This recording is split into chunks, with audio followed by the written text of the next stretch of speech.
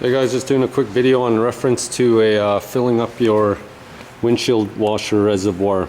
A lot of the times I'm running into this where people are taking their windshield washer fluid and putting it into their radiator fluid reservoir. But if you have a look on top of the caps or covers, most of the times with new cars they will have a symbol like that for windshield washer fluid.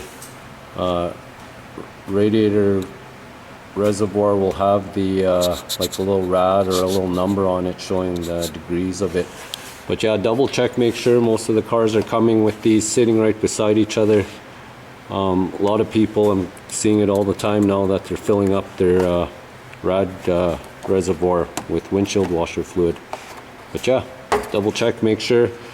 Most of the time it'll be on this side like that, looking like that, or it'll be on the other side. Sometimes they're hidden like down below a bit. But yeah, double check, make sure you're filling in the right reservoir with the windshield washer fluid that you're putting in. And yeah, thanks for watching. Like and subscribe.